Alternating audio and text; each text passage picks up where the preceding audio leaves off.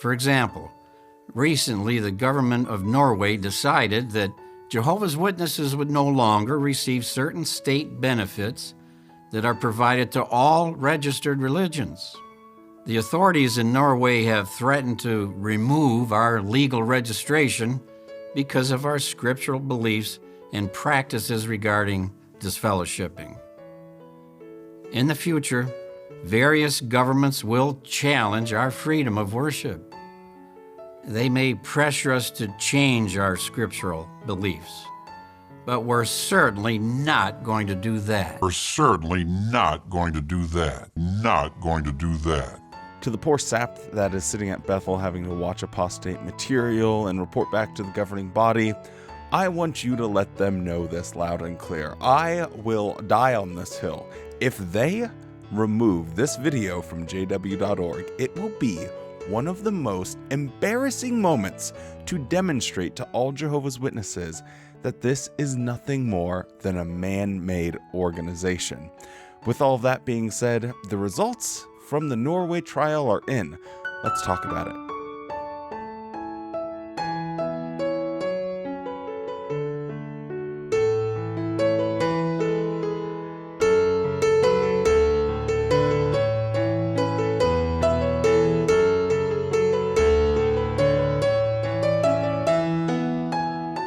Hello and welcome back to the JW Thoughts channel. My name is Wally and today we have the results of the Norway versus Jehovah's Witness trial. We're going to get right into it. Quickly before we do, don't forget to drop a like on this video and subscribe to the channel. It helps get out to more people on YouTube.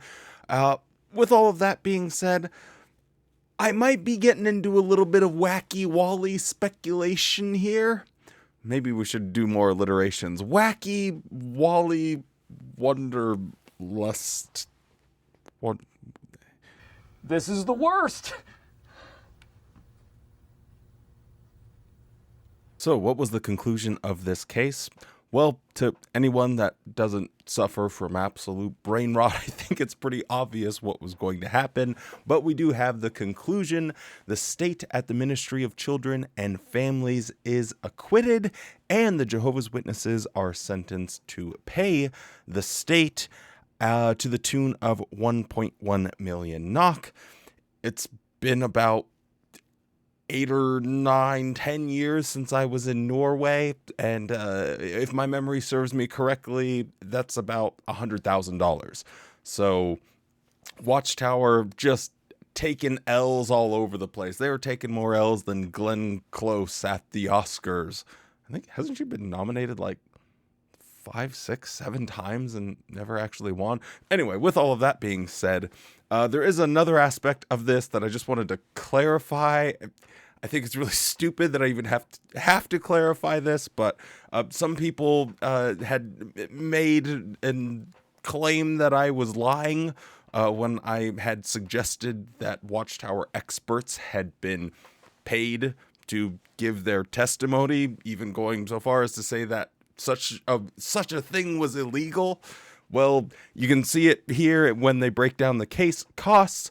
The state's cost claim is 1.1, including 54,000 NOK for expenses for witnesses and experts. So it's not illegal to compensate witnesses and experts. I don't know why I have to say that, because anyone with a functioning head on their shoulders could work that out. Like, why would an expert actually show up to court to defend Watchtower just out of the goodness of their heart? But what I do find fascinating about this is that the Jehovah's Witnesses, or the cost claim of Jehovah's Witnesses, was 4.8 million, so around $450,000, maybe a little bit less than that, 420. Again, I haven't been to Norway. The conversion ratio is lost on me. So the state spent 1.1 and the Jehovah's Witnesses spent 4.8. So they were really digging deep into the pockets in order to bring out the big guns, in order to try and get this this case as a victory for them. But clearly it didn't work. So, what does all of this really mean? Is the question. Like, is this said and done? Well, there is an appeal process that lasts about a month. So, in a article that was published in a Norwegian newspaper, we have this: in civil disputes, it is common for the party who loses the court case to cover the other party's legal costs. Jehovah's Witnesses have been ordered to pay the 1.1 million NOK. We are, of course, disappointed by the results, says Jehovah's Witness lawyer Anders Rizlis. I think that's what we were calling him in our last video. We will look carefully at the judgment and decide on the question of appeal before the end of the deadline. So, if I was to give my uneducated, non-expert opinion, they are going to kick this can down the road as long as they possibly can. Whatever avenues that they have that they can appeal, they will try and do, because you never quite know if you get some different people in the government, a different person looks at the case and maybe they are a little more favorable to the Jehovah's Witnesses. Maybe they are more lenient towards religion.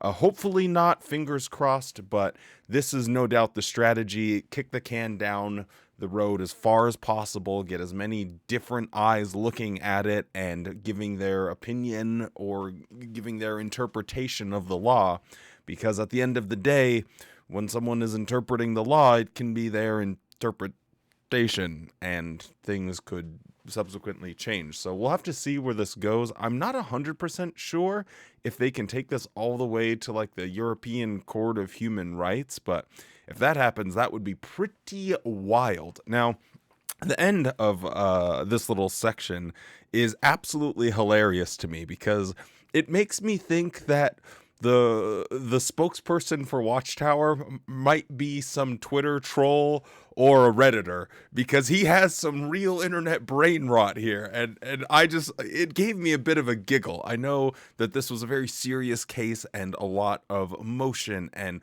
hard work and everything went into this, and we're not going to discount that, but I absolutely have to have a bit of a smile at what this Watchtower spokesperson says. So, spokesperson for Jehovah's Witnesses, Jørgen Pedersen, writes an email that the district court with this judgment fails to correct the discriminatory decisions against Jehovah's Witnesses that have been made by the state administrator in Oslo and Viken in the Ministry of Children and Families. I don't know why that makes me laugh so much. You fail to correct the discriminatory decisions. It just sounds like you're arguing with someone on Twitter or Reddit, like absolute brain rot. You fail to correct this thing. This thing doesn't exist, brother. Like, I can't correct something that doesn't actually exist. It exists in your mind. I'm sure in your delusion and in your whatever you got cooking up there in your little noodle. I'm sure this thing exists, but we've already discussed this, debated it, and no, we haven't been discriminatory against Jehovah's Witnesses. We can't fail to correct a decision that was correct. It's just absolute hysterical to me that they have like an actual Reddit mod like being their national spokesman. Now, I will say this isn't the full quote. It's just what was presented in this newspaper article, so maybe there was a little bit more context, and maybe I should be a little bit kinder to Jørgen Pedersen, but I'm going to hazard a guess that there's probably not a lot more substance in the rest of what he had to say. Now, what does all of this have to do with Tony Morris? Well, like I said at the beginning, it's time to get into some of Wally's silly speculation shenanigans. Wally's silly speculation shenanigans, so spectacular you shan't shrug off such serious and sanguine spatulas.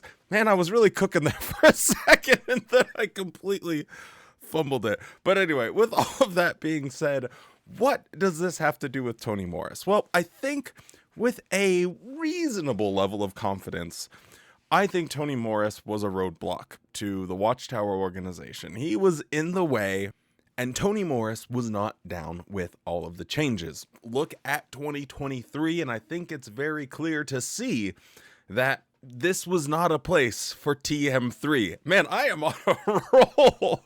But anyway, I think this might have been the nail in the coffin when he went on and did that governing body update and said, we are never going to change this policy. That might have just cooked his ham. He might have been donezo from there going forward. It was only a matter of, okay, we need to hire some new governing body members and outvote him and get him out of here because we cannot deal with this loose cannon anymore. And I think, like, truthfully and honestly, when he went and said that, that was the end for him, essentially. Now, what I'm so curious is how long will they keep this on their website? I would be shocked if they took it off and just tried to pretend like it didn't exist. But golly, it would be insane if they decided to remove that, because there would be a very loud number of us here on the internet that would beat that dead horse like you wouldn't believe it, because it would be so significant. And if they decided that they wanted to make such a change and they were trying to get in the good graces of governments, because I think Watchtower is not stupid. I think they are looking forward and seeing, so if Norway did this, what other countries might do this that are part of the European Union? And if this becomes a pattern, it's not only a money loss, but the bigger aspect of it is the PR. It's what Jehovah's Witnesses' public perception is within the community.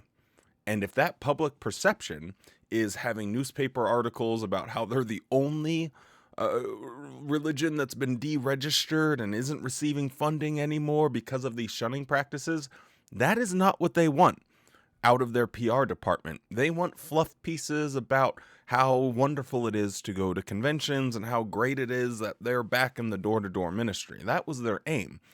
And if they are just getting completely inundated with negative news stories talking about the effects of shunning and disfellowshipping, especially how it pertains to children's rights, they are going to be in a lot of hot water, not only in Norway, but in other countries as well, especially if they continue to appeal this and it continues to get more negative coverage.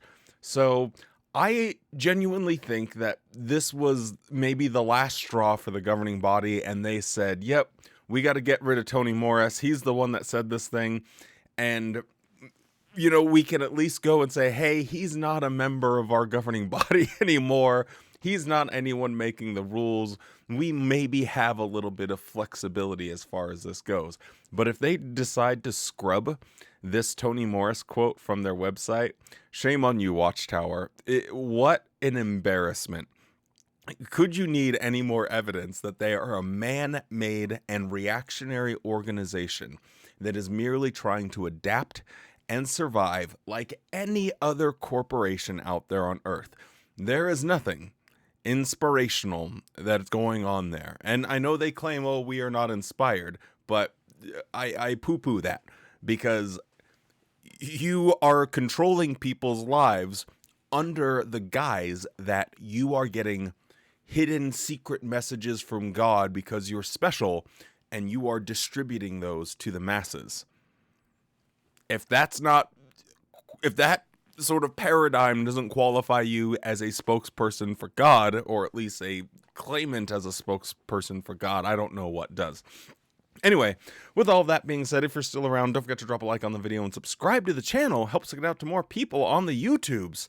Stay safe, be kind, and I just saw that they released the new broadcasting episode, so I'm going to start working on that. So I'm not going to have a good-ass day, but I hope you do.